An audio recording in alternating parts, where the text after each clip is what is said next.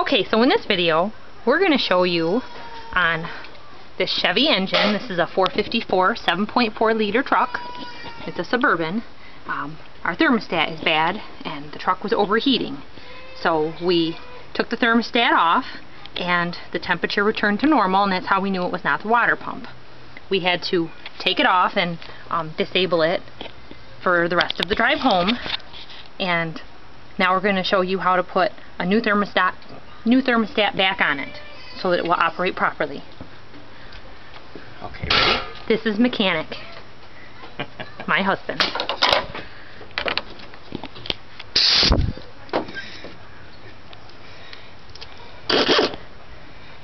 There's two nuts on top of there, and all these two nuts do is hold some ground wires on for some other electrical things. We have to get those out of the way.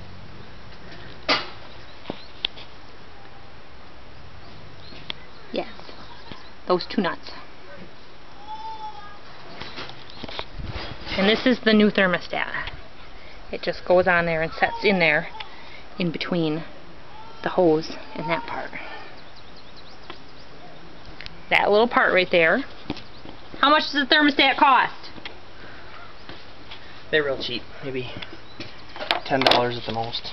This one is the ones that we use in the summertime. They're 160 degree, and then we use a 195 in the winter, because if you keep your engine too cold in the winter, it's just fine for it, but you don't get much heat out of your heater.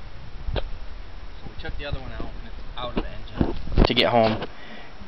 So that actually ran much cooler than this. We were about 120 degrees. So what this does, it's a bimetal spring, and as it gets warmer in the engine, it opens this valve up farther to let more coolant through. So we took it off, so water just will go through. It's right under this little casing right here. And we were able to get home. We had our toolbox with us by taking that off, and we didn't have a tow truck or a service call.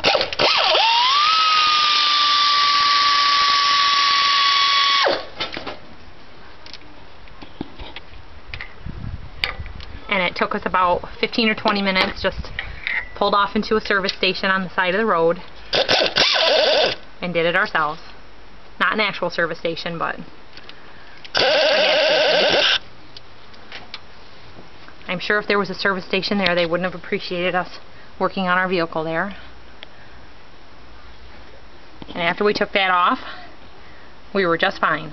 There's a temperature gauge inside of your vehicle, and ours goes up to 260 degrees, and it kept going from 210 to 260, and we were able to run it for a while at a lower speed, anywhere from 50 to 60 miles an hour. I got over 65 and it would heat up again, so we kept the speed gauge down, and the temperature stayed steady until we could find a good spot to pull off. Find a pin wrench. The two nuts are spinning, so it's trying to take the wire off. And it looks like we're using a couple 3/8 adapters and a 9/16 socket for those big nuts. These two nuts are both trying to spin at the same time, which will rip the wire, so I have to hold the bottom one and get them separated. Like that. Uh-huh. And then we won't hurt the wire.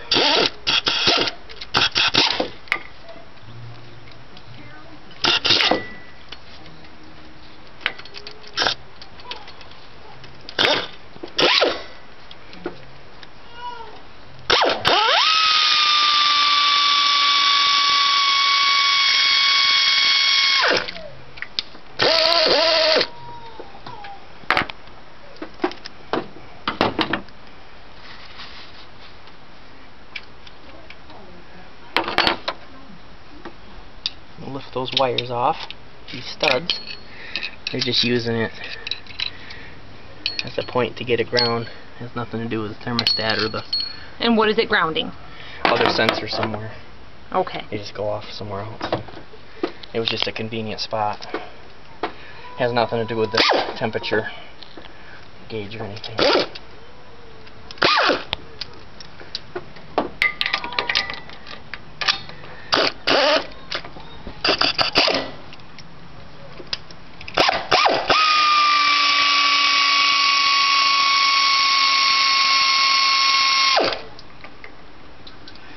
So you got to put something under the vehicle to catch the coolant, because you lose maybe half gallon or so.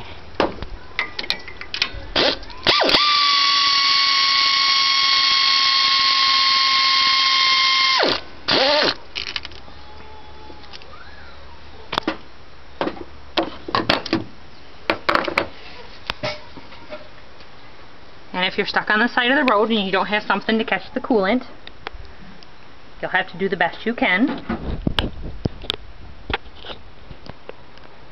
Maybe you have some cardboard boxes or some crap on the back of the truck that doesn't matter, or vehicle. Or if worse comes to worse, just let them run on the ground.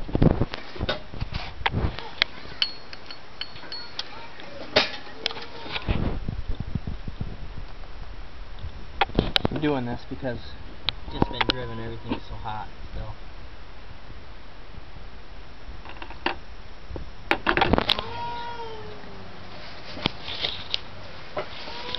If I stop the video and I try to place it together, it never goes together. That's alright.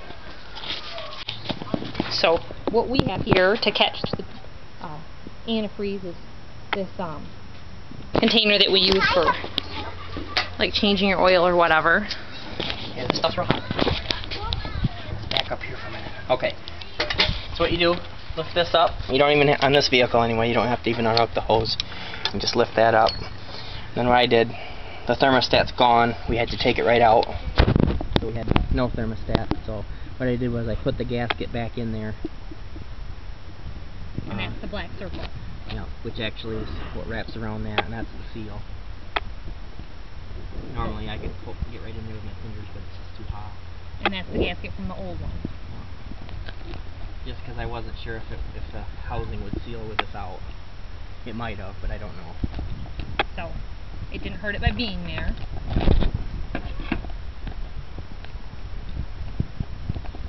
And does it just set in, or does it screw in? It just sets in there. These are pretty common. There's different heat thermostats available.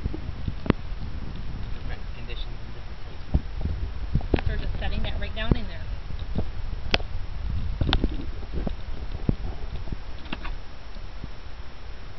Does it matter which way it's facing? No.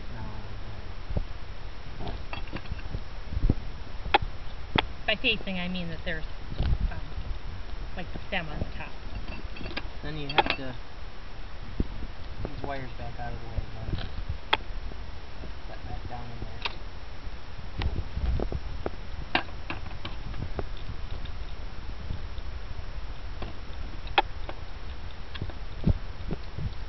Normally this would be just a few minute job, but everything's a little slower because it's so hot.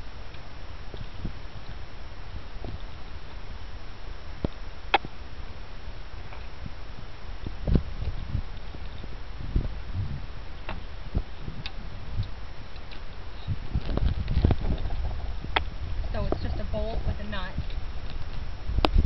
There's basically a stud with a nut on it that holds the thermostat housing down, and then the stud that extends past that, the only point in that is to put these other two nuts on to hold those grounding wires. Okay.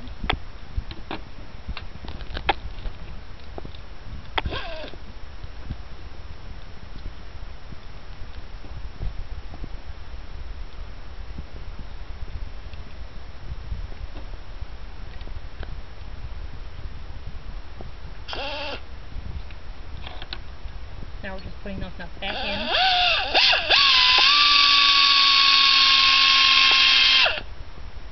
Get that one started. Because this one you got to pry over the hose a little bit and get this down in there so it kind of moves around a little bit. Now on our vehicles we normally do this anyway.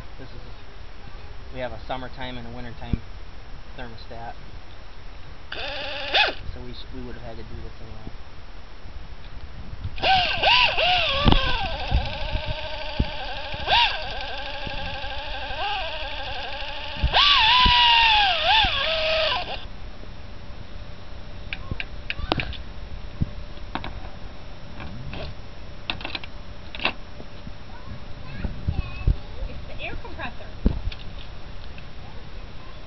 More air.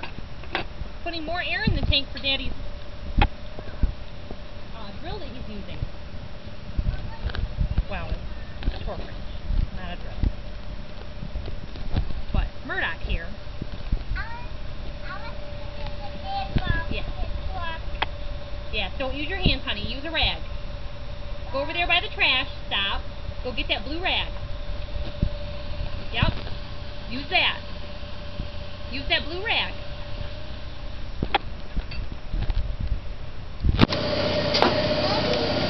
Murdoch is a natural picture of things. So now that's just tightening that up. Yeah, these don't take too much. The intake manifold's aluminum, and so's the thermostat housing. So before this even gets real tight, just gonna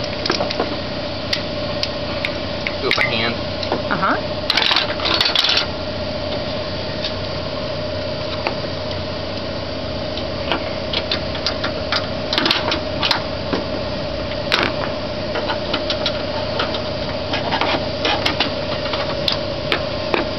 Okay, now we can get in there and get those two grounding wires back on.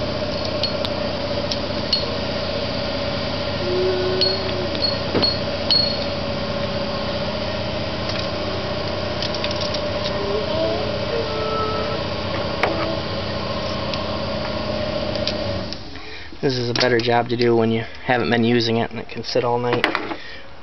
It'd be a lot handier, but you need it all the time.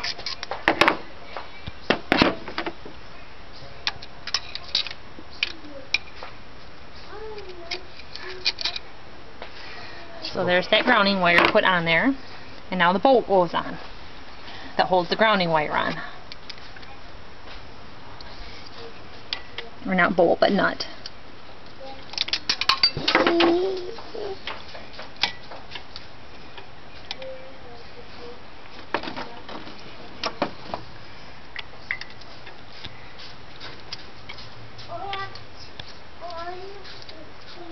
Thermostat.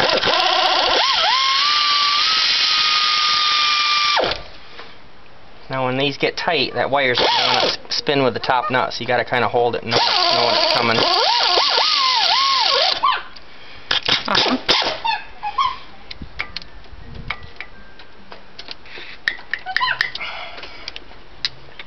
Because if it keeps spinning, it'll break those wires right off. Yeah, it'll spin right around with it.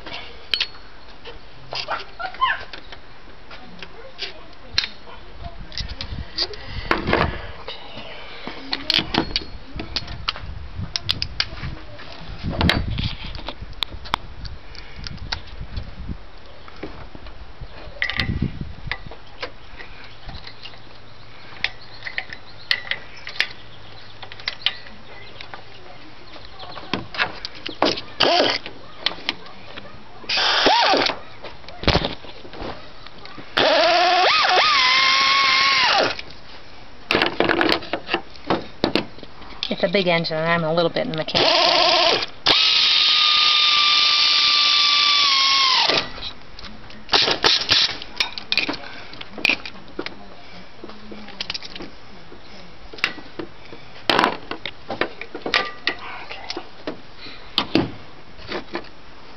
Now we'll have to top off the coolant and we'll be all set.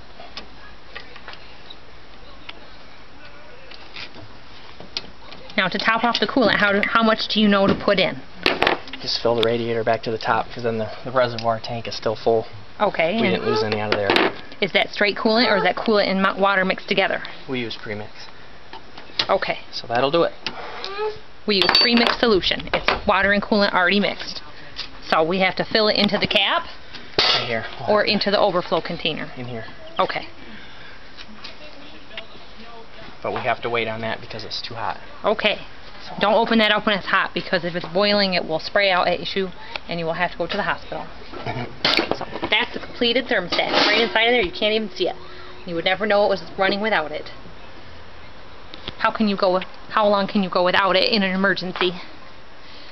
Oh, in an emergency, as long as you want. The problem with it is your water is very cold and you have hot spots in your block. So you've got spots that are hundreds of degrees, and then you've got 120 degree water flowing in.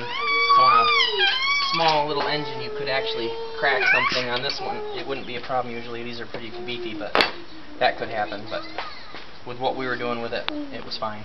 Just to get home in a pinch. So if you're broke down on Sunday on your way home from a trip, take it out and get home and get to the parts store on Monday. And now it's Monday night and it's fixed. Yep. Thanks for watching, everybody.